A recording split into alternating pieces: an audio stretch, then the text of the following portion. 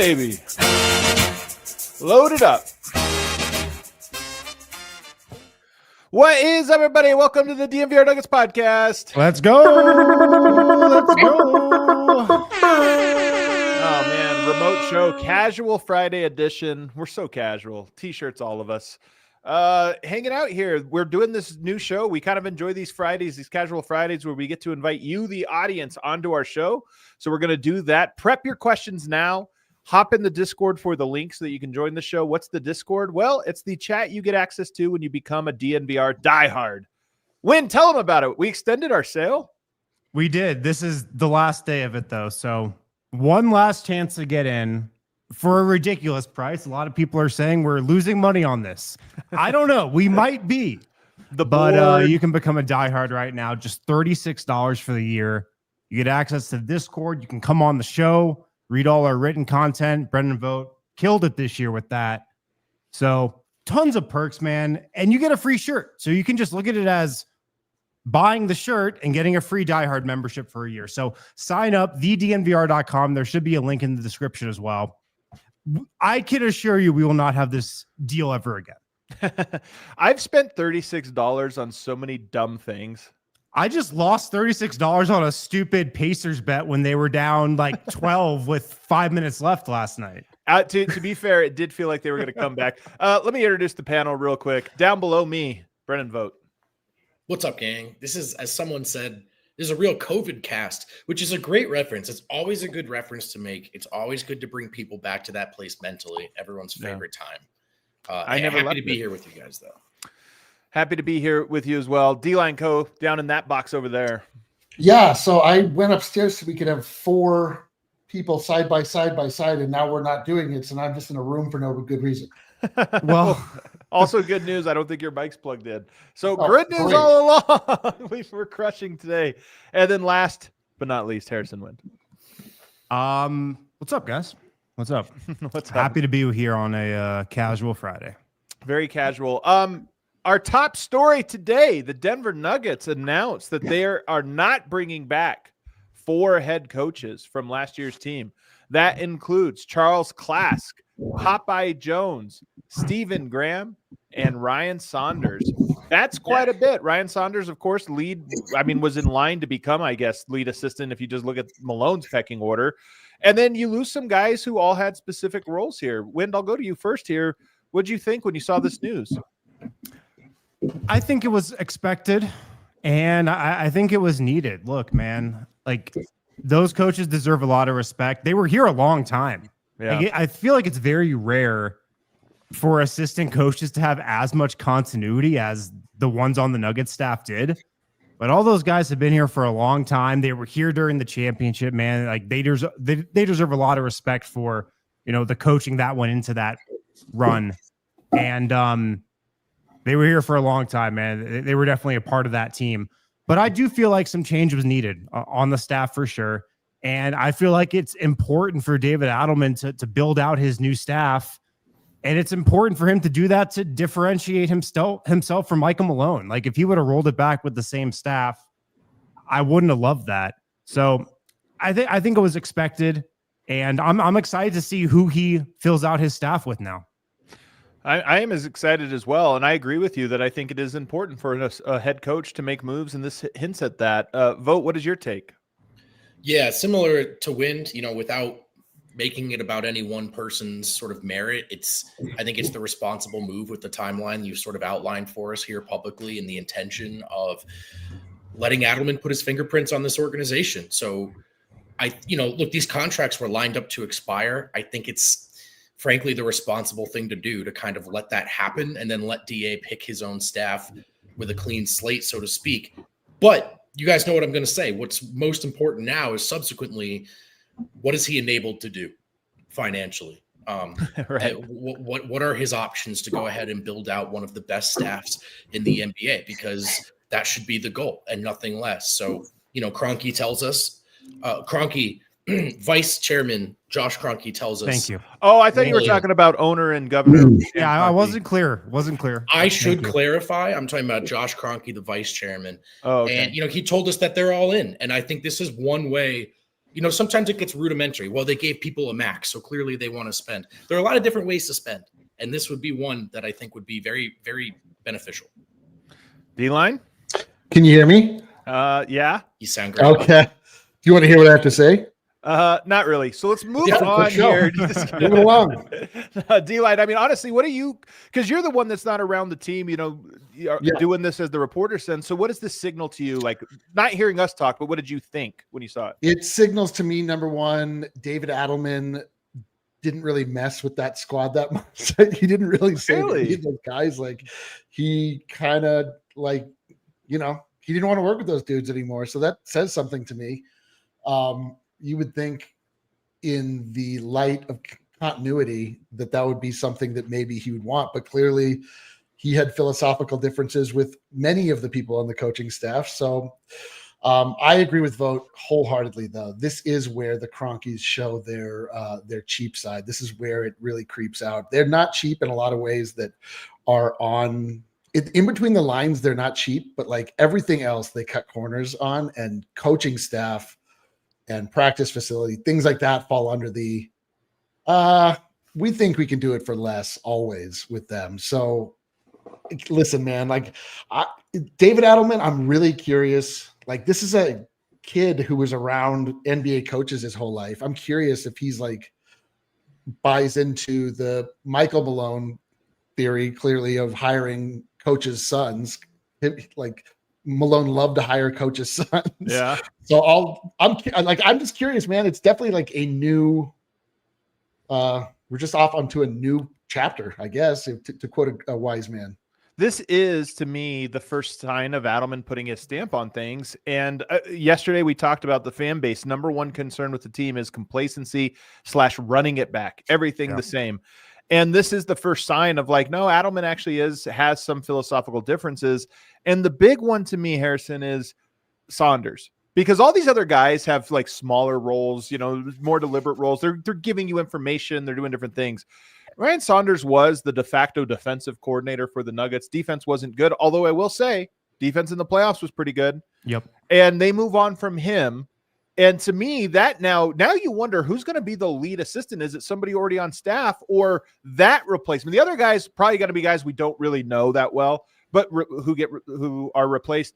But Ryan Saunders, whoever they use to replace him, will be the like main guy, I have to imagine. Well, just think about real quick who's still technically on the staff or who wasn't let go or not having their contract renewed. It's just Ryan Bowen, Nuggets lifer, John Beckett, you know, player development guy, assistant coach, Ogie, and you know there are a couple other guys down the line, but the top, you know, David Adelman was the Nuggets' top assistant. Now the next in line was Ryan Saunders, Popeye Jones also on the front of the bench. So he's hiring a de facto defensive coordinator and a de facto offensive coordinator if you're going to line it up like that. So, I mean, these are a couple really important hires that he's got to make. And I said earlier, I'm excited to see what he does. You know, does he look for somebody with previous head coaching experience? That's what a lot of first-time head coaches do historically. Does he look for a young, like, innovative offensive mind? He could really go any direction. So I'm excited to see it. Another thing to if he went that direction, though, like I would be. To me, I think he thinks of himself as the offensive coordinator, and rightly so. I mean, he's incredible at it. Honestly, like he came up, or at least he's a lot better than Malone was. I think, like just in variety of play types and situations, and just going about trying things more often, not just being so stuck in the mud. But I only say that to say, like, that's so interesting to me that he got rid of like everybody that had like a real finger on the direction of the Denver Nuggets to this point. Like he didn't agree with a lot of it, clearly. Well, I really think it's just Saunders. I don't know that the other guys, to me, I'm not so sure. But Vogt, I'm kind of curious what you think, because I do agree with you though, D-Line, that it's the two main influential voices. There's a vacancy there now. Well, I was just going to say off Wynn's point, David Adelman was asked about his role offensively next season, and he says it's still up in the air. And in fact, that whole structure that they've kind of leaned into, essentially an offensive and defensive coordinator, may be something they go away from.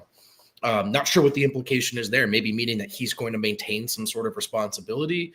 I don't know, but I think David Adelman should feel very secure in this job right now. Josh did tell us he will coach the Denver Nuggets next year and beyond.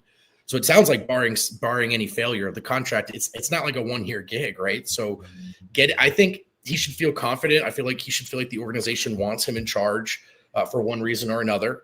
And I think hire an experienced coach, like Wynn alluded to. Not to say that Adelman's inexperience is some fatal flaw. It's just something that you can shore up in the hiring process. And maybe it's something, as a guy whose father coached and he's been around the league for a long time, he has some connections he really wants to leverage here. I think Popeye was in, and like when you look at the guys who stayed, so Ryan Bowen, the Nuggets lifer, there's always a guy that's sort of like the coach's coach. Who was the guy that they had a couple of years ago, did magic tricks? What's his name? It's Gallagher? What was his name? We're going to have to look it up. But there's always a guy, and I think Popeye was a little bit of this, Ryan Bowen a little bit of this, who's like, my job is to just be the coach's assistant, not assistant head coach, but literally I'm here to like support whatever the coach needs. Who wants mini muffins? Like, was this recorded? So yeah, like, now maybe Ryan Bowen moves into that role. This is support role, but the offensive coordinator, defensive coordinator stuff very much in the open. And you have to imagine whoever they bring in will have a meaningful impact on the personality of this team going forward. As for the other guys, Popeye Jones, to me, not surprised to see him go. He was probably like, if I was ranking who I thought was not going to return, he would have been high on my list. Stephen Graham, same thing. I think when we talk about player development, there's three main guys, Ogie, Stephen Graham, JB. Two of those guys got retained, not Stephen Graham. I'm not surprised. He's been with the team for quite a long time, but I'm optimistic they'll replace him with somebody new and some new life. Charles Klask is the surprising one to me, man, because I liked Klask. Klask to me seemed like a classic soldier. Like he loves the sport, very into it, very detail-oriented, passionate, loves Yoke. Like he was a guy that I think I'm kind of surprised by his departure more than anyone's. Yeah. He was also the review guy, right? The challenge guy. I believe you're right, yeah. And I feel like the Nuggets did all right. He never went to it. He never challenged anything. I feel like Charles was pretty good at that role. Like he was locked into challenges, man. I agree. Just from my eyes, I feel like he killed it. Clearly, Adelman doesn't trust it. Do you guys see this comment here from Bilja? And I just like, thank you. Sorry, it's my first time using words. Do you think this is something you go to Jokic for input here? Do you have opinions? Are there people around the league around the world that you've been interested in working with? Who they should get is David Blatt.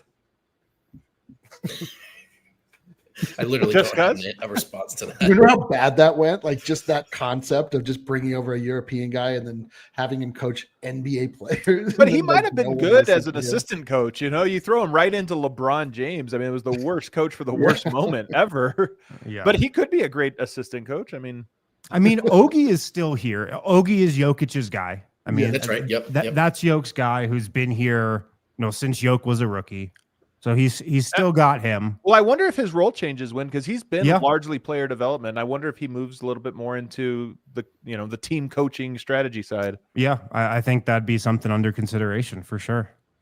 So that's kind of our takes on it. Not surprising, but to me, the only thing fans should read into this, in my opinion, is that Adelman is making the move. I did see, and I'll have to disagree with our friend and colleague Ryan Blackburn. I think he said something. He tied this change to, I thought there wasn't a need for a culture shift. Like that's what they said. I don't think this is like culture shift. I think this is new coach bringing in hey, we need some new perspective, but that's not new culture. This is internal development is what this is. Yeah. I think this goes with that theme. Yeah. It exactly is. It's when, they're not tearing down the house. They're just redecorating it a little bit. It's not a completely, it's a makeover. It's a little fresh. You get new voices in there. You get new thoughts. It is good because I can't be just get at this point. Like I just if you're given the opportunity, like if I was joking about this earlier, Vogt, we're like, Vogt, you're going to take over the company. You're like, what are your first moves? I guess I still get to work here, right? And you're like, contracts up, so it's nothing you did wrong, but we are just dude, needed. It's like, unfortunately, the contract's up. I wish I could do something. Could we sign a new contract? All right. Well, let's take a break from here. Segment 1. That's the assistant coaches. You can let us know in the chat during this break what you think and what you wonder about this coaching change. And on the other side, the GM thing is still up in the air. And somebody might be available that I'm going to advocate very strongly for on the other side. Let's do it. Let's do it. Let's go. I'm ready. Guys, check out the Hall of Fame Bets app. The Hall of Fame app. It gives you access to advanced stats, historical data, and powerful tools to help you bet smarter. This app is built for the everyday sports fan, so it's easy and intuitive to use. So on this app, you'll get an idea of your parlay's chances to hit, identify weak legs so you can weed them out before you place them. It's the app for serious bettors. Like if you're a serious bettor or even a not serious bettor who wants to get serious and wants to get better at betting, use the Hall of Fame app. For a limited time right now, our listeners not only get a 7-day free trial, but you can also get 50% off their first month when you use the code DNVR at checkout. You can just download the Hall of Fame app, HOF app, on iOS or Android, or visit hofbets.com, enter the code DNVR, and you will be all set. Again, the Hall of Fame app, it's going to give you access to advanced stats, historical data, powerful tools. It helps you bet smarter. It tells you, your parlay's chances to hit, identifies where your parlay might be weak. So get the Hall of Fame app, hofbets.com, enter the code DNVR. That's what you got to do. Me again. Okay. Shout out to Miller Lite. Here he goes. Kill's got him. Man, we love Miller Lite here at so DNVR. Casual today. I love it. From game night to parties with friends or special anniversaries, celebrating important occasions means more moments with the coolest people in your life. So pick up a Miller Lite today, millerlite.com/DNVR. 50 years of Miller Lite. It's a long time.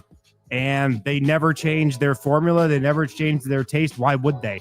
It's a great tasting light beer for people who love beer since 1975. 96 calories, 3.2 grams of carbs per 12 ounces. Miller Time is always a good time. The original light beer since 1975. Still iconic 50 years later. Great taste, 96 calories, millerlite.com/DNVR to find delivery options near you or pick it up anywhere they sell beer. It's Miller Time. Celebrate responsibly. Miller Brewing Company, Milwaukee, Wisconsin. 96 calories and 3.2 carbs per 12 ounces.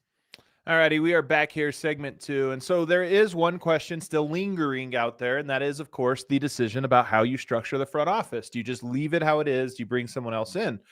And I see a lot of people saying, oh, it's waiting this long. It's not Ben. I don't think that's the case. I think Ben's still very much in the running. My hunch, my strong hunch, is that the Nuggets are trying to consider whether they should just move everybody up a chair and make Ben the top of the food chain here in the front office, or whether they should kind of leave everything in place but add one person above that and say, okay, we're bringing in a president of basketball operations. Everybody else kind of just move up a seat and we'll run it from there. I think that's the decision they're trying to make. And there's two names happen to both be in the same front office currently. Matt Lloyd, who currently the GM for Minnesota, and of course, our beloved Tim Connelly. Oh, God, let's do it. And let's start slow here. We'll start with Matt Lloyd. First of all, come on. I know, dude. We got to build up. Come on. Here's what I'll say about Matt Lloyd. He has an interesting story. He was essentially, not exactly, but I'm being reductive here. He was sort of a blog boy of like 15 years ago, 20 years ago, who came up that way, just kind of through pure hustle and grit and making connections and doing different things. I think he made some kind of draft profile 15 years ago, roped in, I can't remember if it was Rick Barry or Brent Barry. You'll have to forgive me. I think it was Brent Barry to like co-sign on it and sold this thing. And it grew a name for himself. And then he got jobs and has kind of climbed. The thing I'll say about Matt Lloyd is extremely well respected, both by the media members who have worked with him and other people who have worked with him in different front offices. And he's respected because he's an incredibly nice people person. People like him. He's not a confrontational guy, not that he avoids it, but that he handles those types of things extremely well. I would say Matt Lloyd, if he was brought in, Vogt, would be a culture setter type guy. Like, hey, we're bringing in a guy here that really is going to fit in with our established vision and add to it in that way. I don't know if he's a great basketball mind. I mean, maybe not. But I think that would be his like top line. Yes. And if you operate under the theory that we have sort of gone with so far, that Adelman has the players, ears, but Josh probably has his, and so does Ben. And the alignment is probably something that under that kind of dynamic can be maintained. And then you bring in a vibesman to just sort of wow Josh's away. Arsenal, Avalanche, Yacht Time, busy fella. While Josh is away, that was a joke. He is actually very busy. I mean, he does have a yacht. I'm just saying, yeah, I'm sure so I would use it, but that's neither here nor there. You're not. Is there someone there, like he said, that he can sort of like, he can't babysit these guys, but he needs these dynamics to work. So does he put someone in place that can sort of mediate everything and keep everyone enjoying coming to work, which may sound corny, but it was a huge element of their ultimate success. And keep things structured. I think both Ben Tenzer and him are like very organized people. And I think they would come in and say like, hey, let's make sure this thing never falls out of line. Like whatever our goal is, we're all working towards that goal every single day, as opposed to pulling in different directions. When you hear that, D-Line, what do you think? I don't know. It is like you do want a nice guy. I just want a guy. I want a killer, man. Like, you know what I mean? Like, I want the GM to be a killer. Like, let David Adelman be the nice guy. We need mean guy and nice guy. We need a guy who's going to beat guys up on the phone. We need a guy that's just like kind of nuts. Like, we need Tim Connelly. I mean, that's the answer. We just need Tim Connelly. Well, save yourself. You see the structure of the show, D-Line. Save it. I can't. It's a build-up, Eric. It's a build-up. Gosh. All right. Listen, I'm interested. I don't know anything about the guy. It's irresponsible for me to speculate on how he would fit in because I don't really have any sense of him. But like, if you're telling me he's a nice guy, people person, like that's pretty much the lowest thing on my rung of what's important to me for the next GM. Yeah, it is a little weird wind if it was like Chris Finch, Micah Nori, Tim Connelly over there. Then you get Matt Lloyd over here. It feel like there's been a lot of Minnesota, Denver sharing lately. Right. I mean, there are 29 other teams to choose from. There are a lot of other options. Who wants that? I think from what I've heard from people in Minnesota, Matt Lloyd is maybe a lot like Tim Connelly. Yeah, actually, I think that's correct. In terms of their background, Tim does not come from a typical NBA front office background, I feel like. Matt Lloyd, same kind of thing. They're both like human Rolodexes, I think. They have connections all over the league. They know everybody. They're great communicators, and they are chemistry type guys and culture type guys. So I feel like it'd be great for the culture, and in terms of like not needing a cultural reset, but needing to just make a couple tweaks. I feel like a guy like a Matt Lloyd would be a good fit in that regard. And I think also a guy like him would get on board with the larger vision for, the organization that Josh and ownership has. So, He to me is a guy that's, like you said, really well respected. He's a name that, has been out there for a bit. And I could be pretty intrigued by it, to be honest. I actually would be very intrigued by it as well. He comes very highly recommended by all the people we know. The Dane Moore, the people that are covering him out there in Minnesota speak very highly of him as a person. And, I recall Brett Barrett back in the day. I've talked about him a lot before. He was Stan Kroenke's right-hand man. And one of Brett's traits that I always loved was he was as smart and interesting as anybody I'd ever met. But he only wanted to hear about you. Like whenever I would meet with him, he was just asking me because he was so fascinated by it, so interested, and would just spend time. And it was genuine because you met him 1,000 times and every time was the same. Matt Lloyd sounds like he's that kind of guy.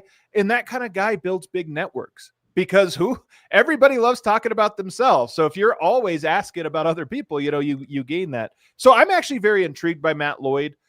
there is a world in which he is kind of like Minnesota's Ben Tenzer, also been around the league for a really long time. And it's like, oh, we can't go with our inexperienced guy. Let's go get that other person's inexperienced guy. There's a little bit of that going on. But like I said, I have never heard a bad word about Matt Lloyd from anybody. It's always extremely positive. That being said, go ahead.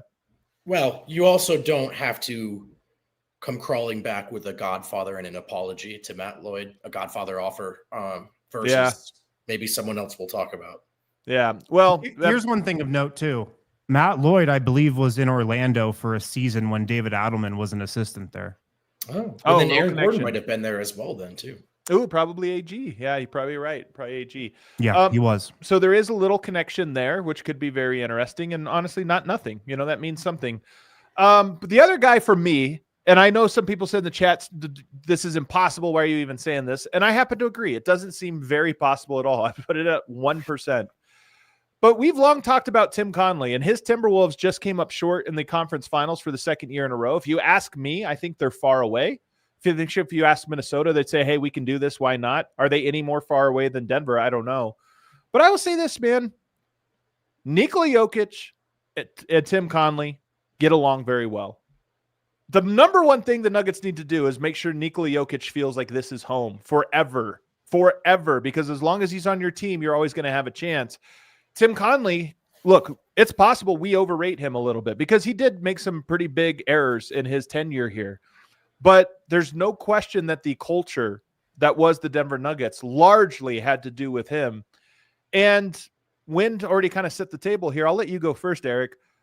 But it would be tough because there is a little crawling back you would have to do to, you know, the governor, the owner of the team would have to come back and say like, hey, maybe we made a mistake 3 years ago letting you go. Things fell apart, but we want you back.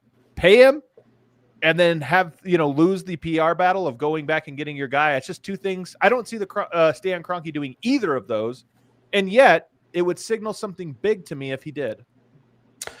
I think that Josh Kroenke has an affinity for Tim Connelly as we do. I think that he really didn't ever think that he had to check in with him because they were on such stable ground and he felt so good about that relationship.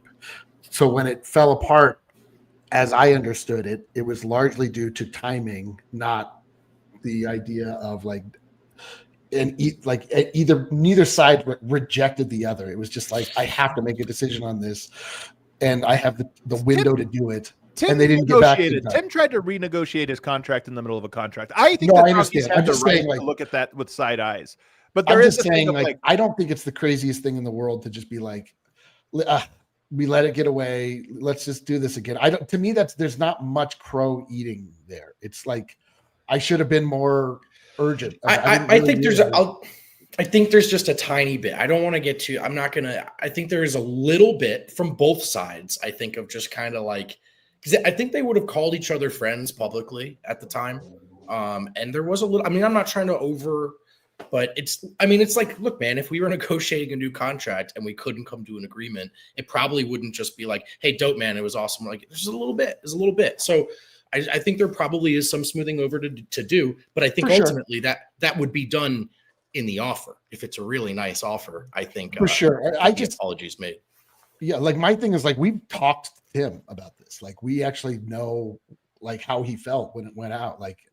And I just didn't ever get the sense that it was irreparable. Like it didn't sound to me like he was like, man, F this, I'll never, they disrespected me. I'll show that. It was just like, what am I supposed to do? Like, what am I supposed to do? So to me, the sense I got is, and perhaps I'm just projecting because I just am such a fan of his. And I just would, for the main reason that you laid out, Adam, the most important thing in the world is that he has a fantastic relationship with Nikola Jokic. Like that to me is the start and the end of the conversation. Like, not that other people couldn't, but I mean, that's a very special relationship. He drafted him, man. He's the one that showed the confidence in him first before anybody else did. And so I think that there's something, Jokic being an extremely loyal guy to begin with, like getting that level of a loyal connection back would be amazing for the Denver Nuggets. What do you think, Wind? I think that's the biggest point, man. I mean, it would be such a solid to Yoke because They had a great relationship when they were here. We know they still maintain a great relationship to this day, even with Tim in Minnesota. And I mean, it would be such an amazing story. Tim coming back here, after he built a lot of this team to try to win another championship.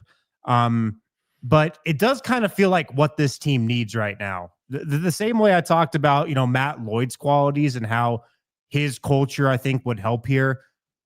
That's obviously, based off Tim having those same qualities and how him coming here would help the culture too. So it does seem like a long shot, man. And to your point, D-Line, like, I'm sure there were some bad feelings there, but like, it's business and everybody gets over it eventually. It just kind of is. And I think Tim would get over it. I don't know if ownership would. That's the side that I think would be harder to reconciliate from their perspective. But it'd be awesome. Be awesome. Yeah. Tim, it's not like Tim is flawless either. We love him. I think not he's at grown all as a player, but he has handed out some pretty elaborate contracts to a lot of players, and some of which have hamstrung. He's also made some crazy draft picks.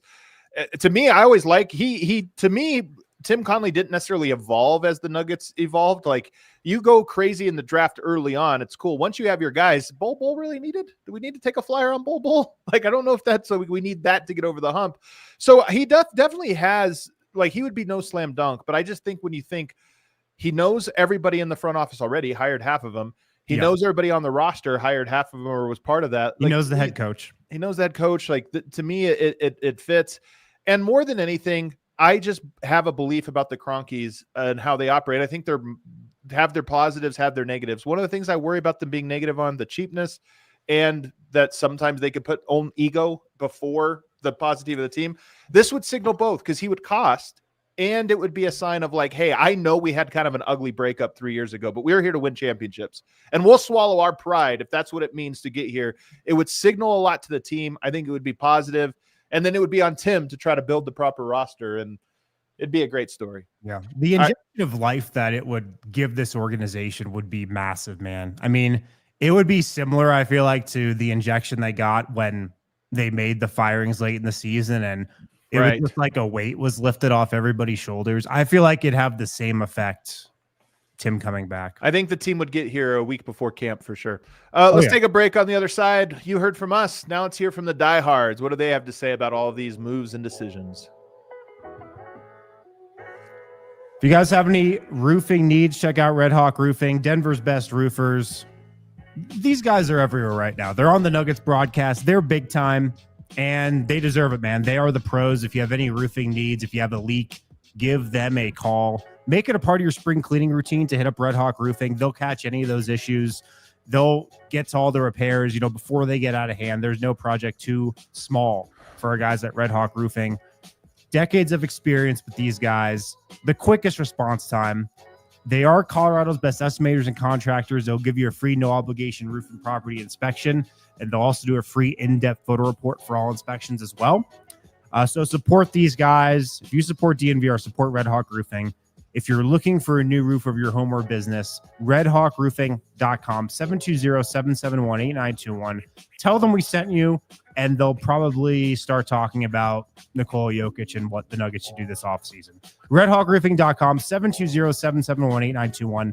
That's, of course, after they, address the problems that you're dealing with your roof. But hit them up if you have any roofing needs. Also, shout out to Empire Today. If you need new floors, Empire Today, that's who you got to go to, because floors is all they do. They don't mess around with any other repairs, any other areas of home improvement. It's just floors with these guys. They are the flooring experts, dedicated flooring professionals who focus on flooring every single day. Doing your floors is a big job. It's a lot of time. It's a lot of money. It's a big commitment. So go with a company that's going to give you the personal one-on-one customer service that you need for a big project like that. Empire Today lives and breathes flooring. You can pick the right flooring and the right colors for your space. With Empire Today, you can see how it looks with your furniture in your house before you put the floor in.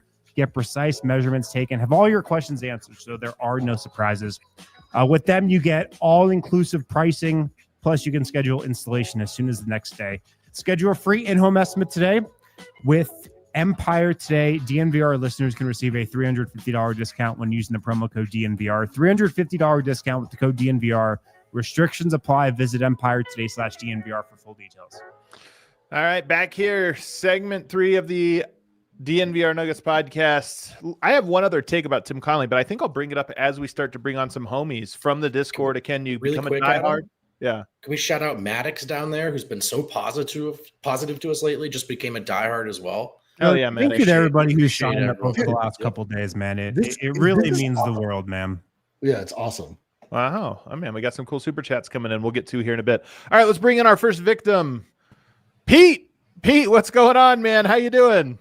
Yeah, not bad. Nice to see you guys. Yeah, it's good Nice to see you. What's up, brother. man? We should have just guessed it was an Aussie. Oh, no. You're the wrong side of the world there.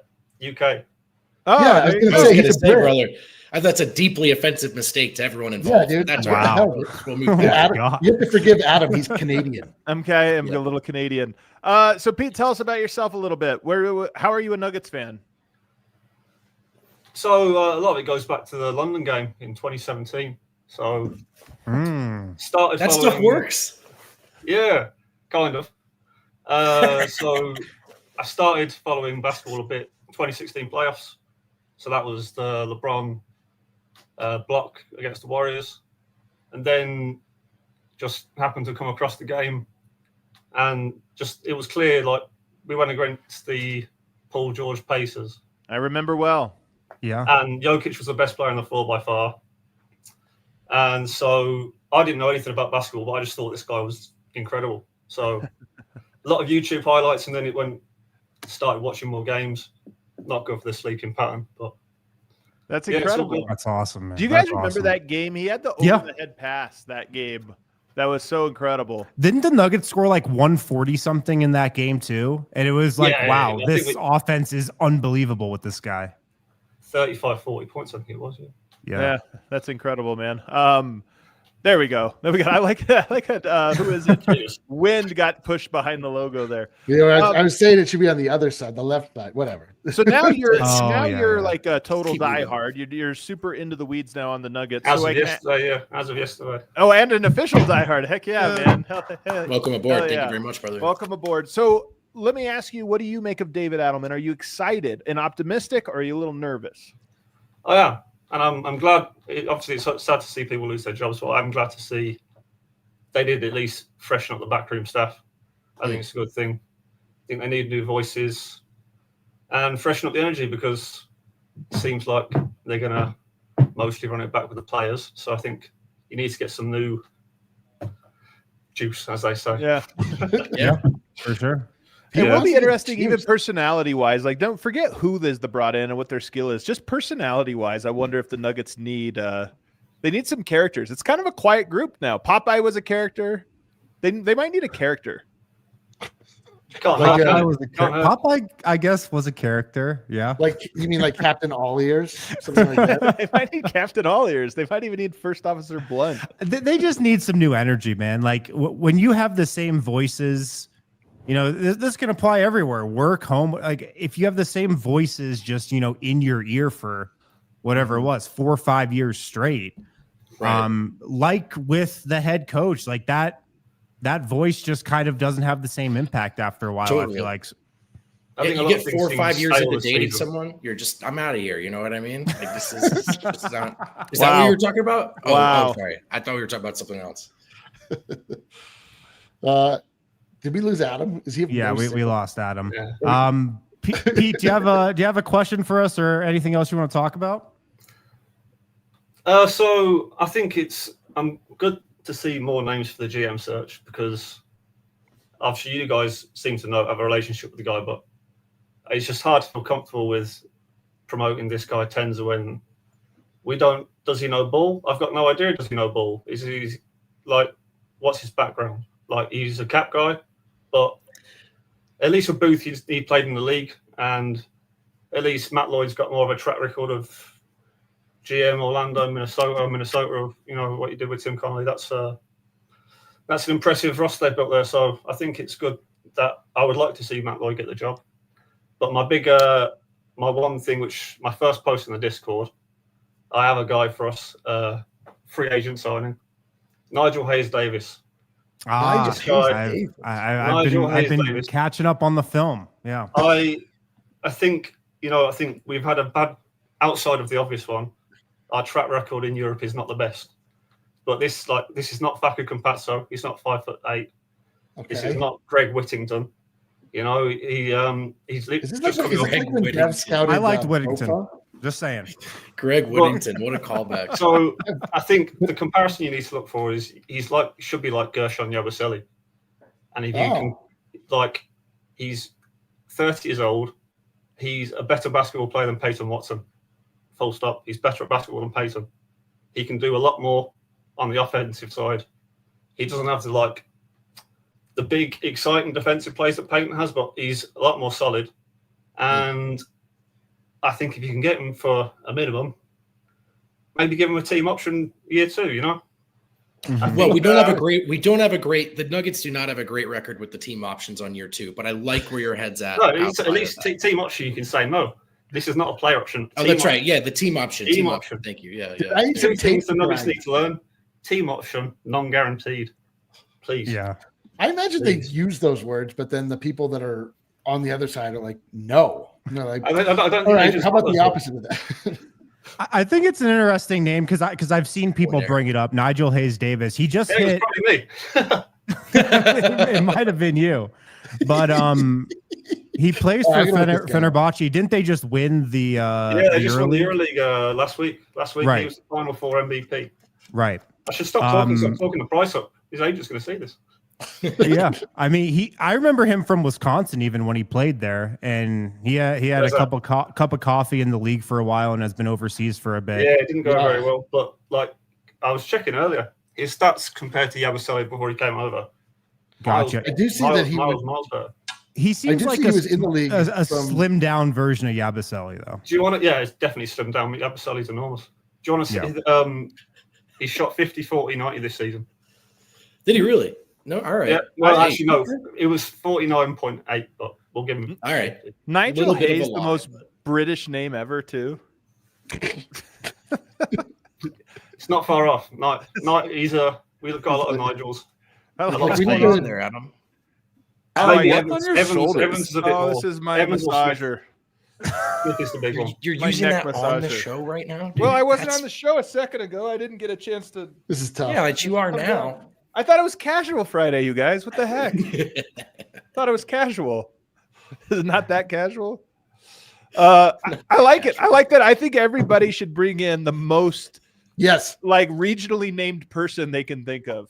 Nigel Hayes, I'm into it. The most popular UK name, I think, is Mike Smith. I think it's the most generic. Well, no, we want Fran Buckingham. I think Greg Whittington, somebody said in the chat, pretty British. He just mentioned it. He mentioned it. Yeah, Greg Whittington. Yeah. No, I mean, it'd be interesting. He's Willie Merriwen. I don't think if they keep it, if there's only 2 roster spots, and I think if they sign Nigel Hayes-Davis with one of those, I think there will be lots of people angry. Except if they freed up more roster spots, Russ goes on somewhere else. A real GM think about the optics too. The Nuggets need to win on the margins. We've been getting absolutely slaughtered on the margins for 3-4 years now. It's been the Booth era is over for a reason. So it is over for a reason. Yeah. All right. Any final take you have for us, Pete? Any final hot take besides Nigel Hayes? Or produce an even more British name than Mike Smith. I demand it. Dave Evans. That's named my uncle, Dave Evans. All right, Dave Evans. Peter Crouch. Thank you for becoming a diehard, Pete. Thanks for jumping on the show, man. Yeah, thanks for hanging out, brother. Appreciate you. Oh, he's him out of here. A little rude, Kale. What an incredible debut here for Drunk Philosophy. You mute yourself, though. You have to unmute yourself, I think. You have to. Holy smokes, dude! I didn't know this was going to be a big day for us. This is a huge one. Hey guys. Can you guys hear me? Yeah, we can hear you a little bit. Yeah. All right, sweet. Thanks for having me on. All right, so where are you from? California originally. Oh. Currently live in Phoenix though. Oh, I man. spent 10 years in Colorado. So. All right. You have a little Right, a little brief respite. Legit. Like, yeah. Yeah. So, what do you think about our GM calls here? You know, Ben Tenzer, Matt Lloyd, Tim Connelly, someone else. Like, what are you thinking when you hear all that? I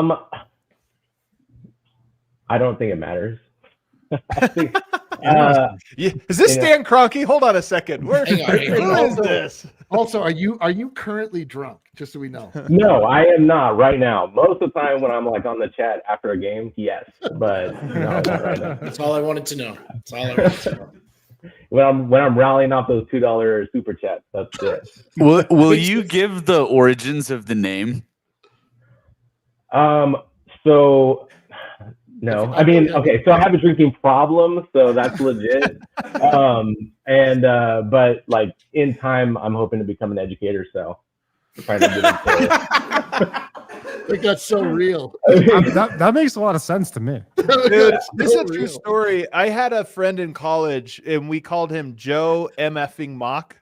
And so somebody had changed that to his email. And so when graduation came and he was applying, he got rejected. One said, your resume looks great, but we have to reject you on the basis of your email name.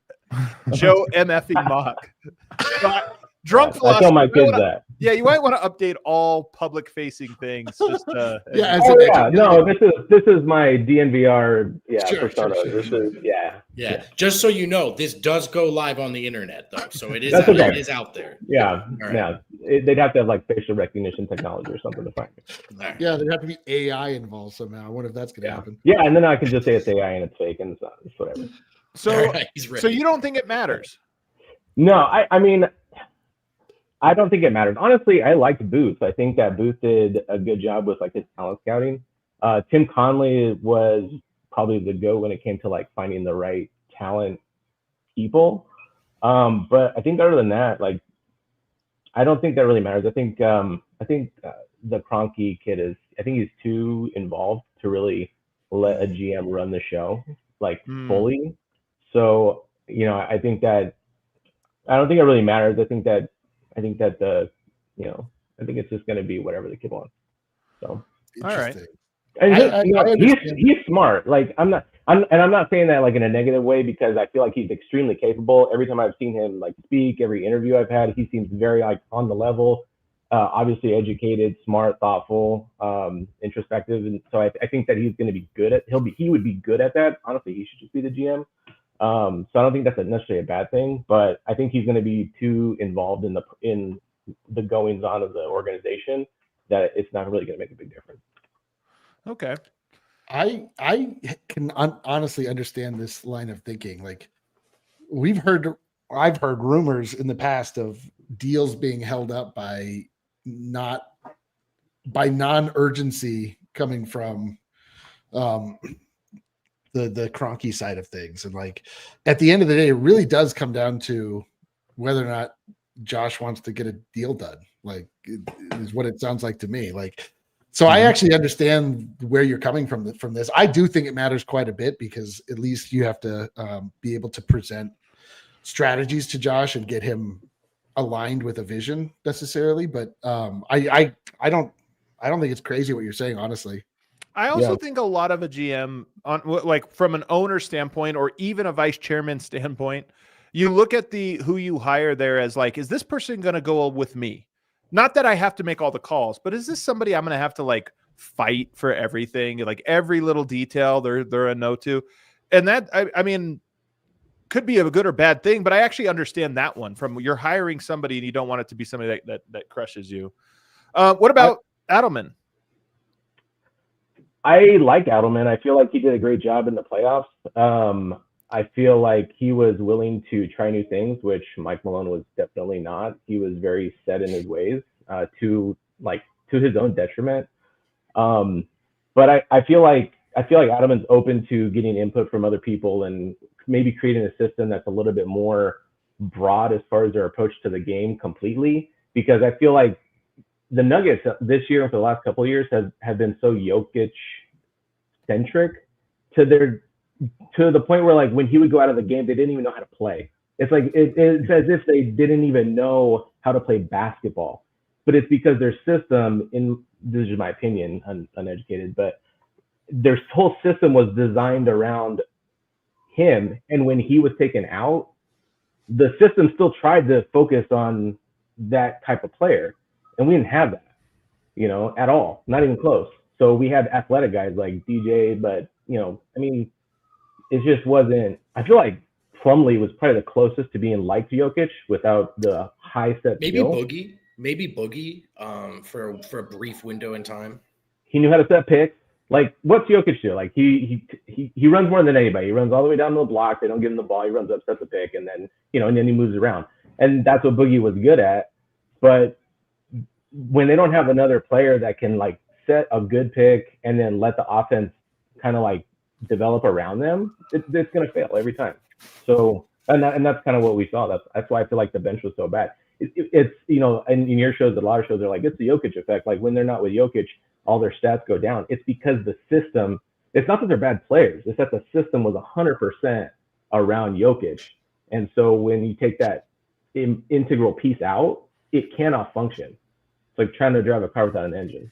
So that's my thought. So I feel like Adelman's going to be willing to be a little bit more like, yeah, but other teams seem to figure this out, right? Luka Doncic, same thing. The ball's in his hands every single time. LeBron James, like there's other guys. And you're right that there's always a plus minus difference from when they're on and when they're off, but it's not a 40-point difference. It doesn't fall off a cliff. And I think that's what people are getting at. And I see this comment from Joshua in the chat here. He says, I really don't understand this narrative that Adelman did anything different than Malone would have. He played the same guys.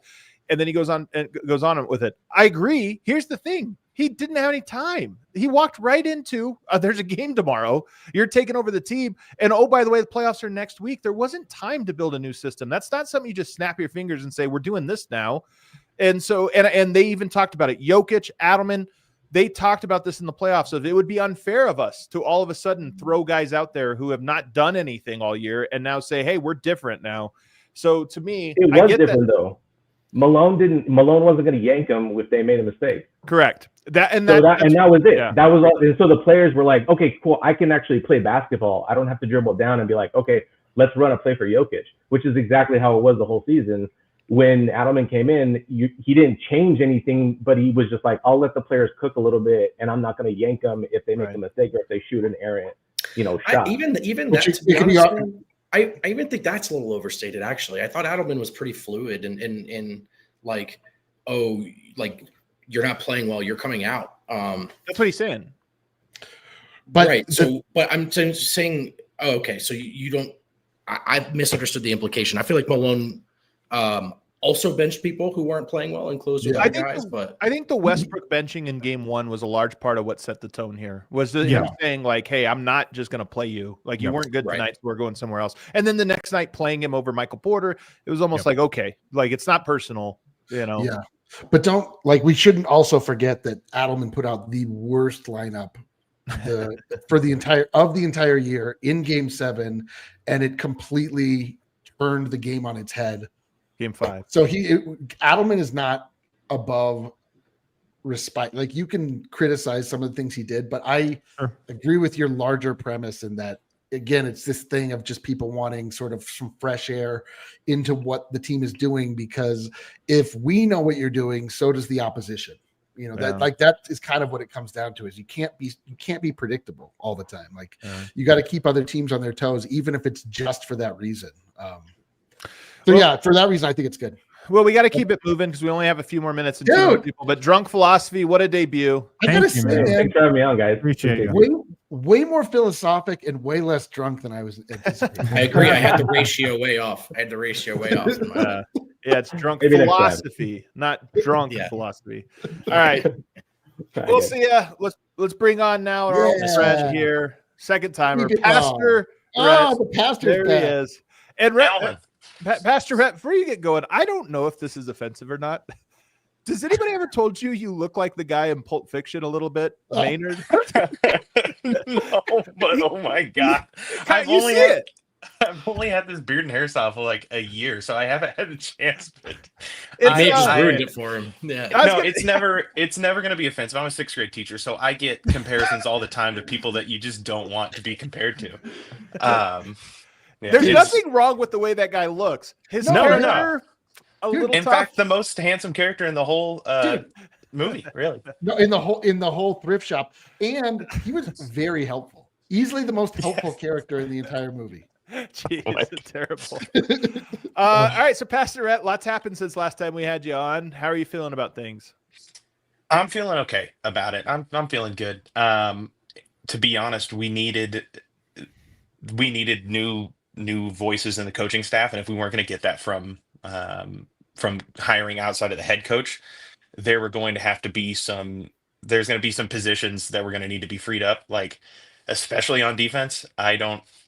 I feel like our biggest issue was not wanting to do the defensive thing. Like, I think our guys knew our system and kind of knew it so well that that's not new anymore.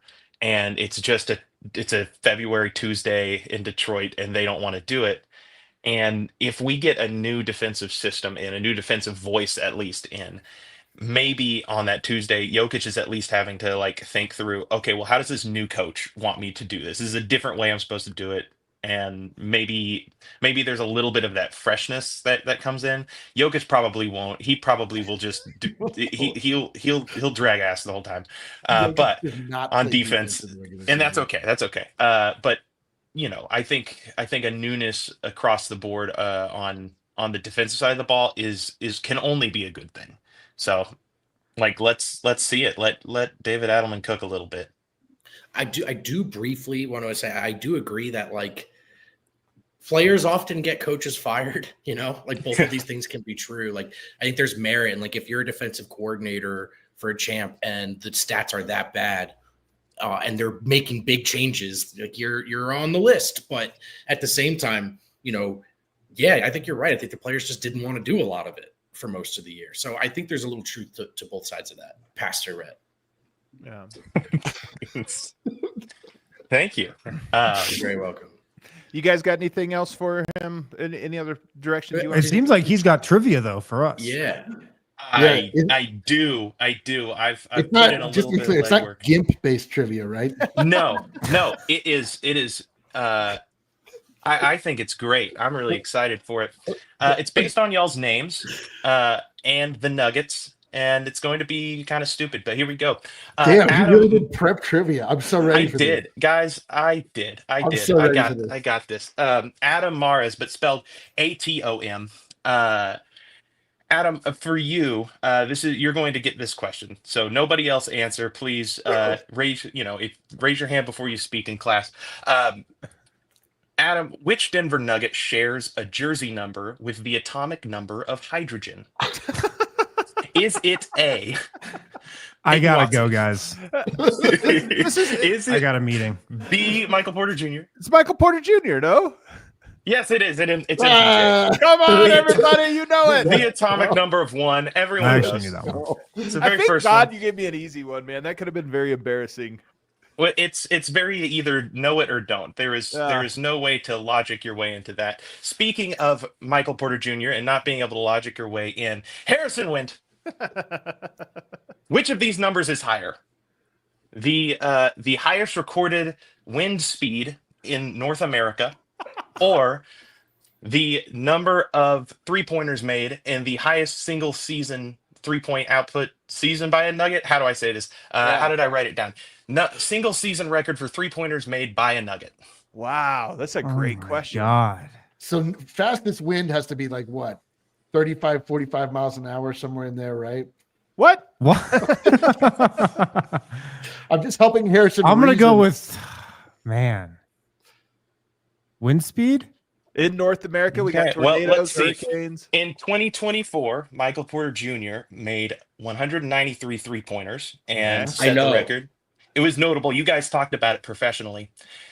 But the highest recorded wind speed is 231 miles per hour, recorded in my home state here, New Hampshire's very own Mount Washington. Dang. Oh, actually, I think I knew this. Up on top of the mountain. I've seen it before. It's like insane. Dude, Harrison, wind. Yes. Harrison doubted his It own will kill people. you. It will kill you. Don't go up there. That's It's insane. dangerous. Real quick, if you are enjoying the show, do you guys want to continue it going and get the answer to this wind-based trivia? Go to the internet. there you go. Mountain in New Hampshire or Michael Porter threes. Yes, it was the mountain in New Hampshire with 231 miles per hour recorded. Nice. And wind went against wind. I just said wind speed. What do you mean? Yeah, you did. You got it right. You got it right. All right. It's all right. It's all right. D-line. Okay, let's go. This is same formula of question. Which one of these numbers is higher? Dikembe Mutombo's career blocks as a Nugget, or the combined weight of the Denver Broncos 5-man pass rush, which is Zach Allen, DJ Jones, Jonathan Franklin Myers, Jonathan Cooper, and Nick Benito. Wow. Oh my God. Definitely What a the Broncos. question. The Broncos? Definitely the All Broncos. right, the Broncos D-line weighs 1,375 pounds. Yeah. And Dikembe Mutombo as a Denver Nugget had 1,486 blocks. And So What a very roll close. down the steps. Now that we're on overtime, I can say, what a load of horse shit. All right. Votes voting based one. Yeah, Yes, right. it is like- Brendan Vogt based on elections, Nice. politics. Here we go. Who is the current mayor of Divide, Colorado? Oh, Is it A, Clyde the donkey, Oh. B, Sprite the three-legged dog, or C, Walter the three-legged cat? Wow. You got to know I this. don't Come on. know, man. I'm Just gonna go game with this donkey. out. Come You on. gotta go donkey. I know, but it was the first one, and that's throwing me off. I know, but it's like the most like governmental. It's the Democrats are a donkey. But Like, come that on. is in the Parks and Rec show, so I feel like that's already baked in there, isn't it? Mm. I'm gonna go with cat. I want the cat. Give me the cat. Whoa. Well, all three of these were at one point the mayor of Divide, Colorado. But the current one is Clyde the donkey. I fooled you with the A. I knew it. Double crossed you. Figure it out. And then in turn, he double crossed me. A+ performance on the show today. We all learned Thank a you, thank little. You embraced your doppelganger. Just everything. You just nailed it all today, man. Great appearance. Thank you. All right, gentlemen, have a good time. And remember, when thinking about bringing back Tim Connelly, Heraclitus said that no man ever steps into a river twice. That's right. Because the The river's same not the river same, twice. and neither is the man. So maybe he is the solution a second time, but maybe not. That's all. The more of- situation See you, Pastor. See you, buddy. That was More of a Alright. Parmenides guy myself, to be honest with you. The old pre-Socratic tensions. We do have two people waiting in queue, but I apologize. I don't think we're going to have time. We're already over our time limit here. Andrew, you're a new guy, right? Have you been on the show before? Andrew was on last week. Okay, and so unfortunately we've had as well. So we're gonna have to. Thank you, though, Andrew. We're gonna have to keep it moving, guys. But we'll make sure you move to the front of the queue next Friday for an even more casual edition of the Friday show. God, dude. We have to get to super chats. Kale, what do we have? What are the people saying? Real quick before super chats, shout out to a couple diehards that DM me. Alan signed up yesterday, and also this guy DM me that he signed up finally. Josh Barnett from Down Under. Diehard? He was a diehard, hadn't been for a brief period of time, but is now a diehard again. Thank you, Totally Josh. We appreciate it, buddy. We appreciate it. All right. All right, from the real Matt Dog. What's up, DNVR guppies? Off topic, but do y'all remember when you guys were banging the table for Dario Saric? Laughing my ass off. Also, true, Saunders was in the doghouse. If you're coming for our next, you got to come for Aaron Gordon's too, man. Oh, Mr. yeah. Nugget himself. Yeah, Mr. Nugget loved him Man, as well. I do remember when I was We had hope. liking Dario Saric. He's not Hold as on. bad as he looked. There's no way. Hold on. To be fair to us, he played like 3 minutes the entire season. Like we don't even know. I'm not closing the door on Dario Saric being had, like, a he had one rotation player okay game. next year. I'm not closing the door. He's not this bad. He's We not, hope. but he's not We're great. just but going to do it. Screw it. Let's just do it again. Yeah. All right, what else do we got? We could probably What does take everyone do Adam's it? black screen The off. No, state I'm of our here. show currently. No signal. He's here. Oh, we lost him. I'm here vocally, Kale. Well, this looks bad visually. No signal. It does look pretty rough. This Do is you actually- think this this is a looks good? visual show? We'll do it live here in overtime on the internet. History Channel 5280, $5. Thanks for the shout out yesterday. Excited to have ascended to a new level of Nuggets fandom. We're very excited. Thanks, sister. Yeah, and just FYI, you descended. You're in hell with us. You're in the mud with us. No, we're supposed to sell it, Eric. We're supposed to sell it like it's a good. Oh, here's the sell. Get in the mud with us. Ty Olwin, I super chatted the wrong pod from yesterday, but I did want to shout out how awesome the Die Hard package was. Yeah. Super cool box and a sticker pack, and awesome PB&J shirt. Everyone should be a diehard. Every single person. Thank you, Ty. Appreciate it, man. I very much I love the boxes. If you become a diehard and a box shows up, like take a picture of the unboxing. Nothing makes me happier than seeing that on the timeline. Sean Croissant, how do we feel about Bob Myers? Probably too expensive. Yeah, probably too expensive. Yeah, I don't. As I recall, I think he's pretty overrated, to be honest. This is what, as I recall, Bob Myers also had to quit because he burnt his life out. He was complaining that he just couldn't sleep. Like it was like when Urban he Myers, did win 4 championships, but it was like when Urban Myers good trade-off. He walked away and then he came back and he couldn't be as effective. Like I just don't think there were some other distractions for Urban. I think the second go around. Well, I listen. You think Bob Myers? Whatever. I think Bob Myers definitely knows how to run a good organization for sure. Like I think he would be good, but I just don't think it's realistic. It's true. Yeah. What else do we got in the super chat department? Ancient fan, $50. Oh my! Finally, hey. Hell yeah! Thank you very much, Ancient fan. This is, I finally figured out this is me. This is my burner. Ancient fan. Okay. Ancient fan. Yeah. It's just an Eric and Jeff Morton joint account. All right, now let's do this for real. Ancient fan, I finally figured out how to send you guys money. I've learned for years, Nuggets fan, since the Mo era. But listening to all of you has deepened my appreciation of basketball and my boundless affection for the Nuggets. Thanks for doing what you do. That is perfect. That is perfect, man. Thank you. It's perfect. You, Ancient fan. That's the whole thing. Just so I there are moments going through this little journey we go through together where you're at odds with people, you're mad, you're this, you're that, but it's really the whole thing about stoking passion and care about this team is the whole point of any of it. It's just so fun to follow and watch what happens and speculate and getting a greater appreciation for a sport that you only maybe knew about on a surface level before is just such a way to get a deep connection to that team. And so hell yeah. Thank you, Ancient fan. We appreciate it.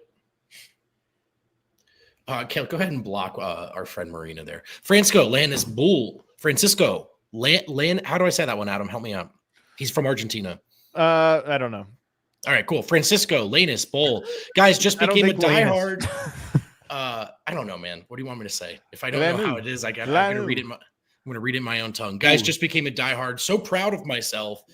Please contact to send that awesome shirt to Argentina. Can't find that option. It's tough. Yeah. Right. Merch at allcitynetwork.com. Yeah, we'll get it sorted out. Thank you, Kalen. Thank you, Francisco. And thanks for all the hard work. He says the content, the community, and the suffering together. Chip number 2, LFG. Suffer together, man. That's what it's all about. And then every now and then celebrate together. Yep. Our good friend Cedric, exquisite. No Adam, no Eric, no Wind, maybe Vogt. Hashtag Pacers in 6. There you go. Pacers in 6. I hope so.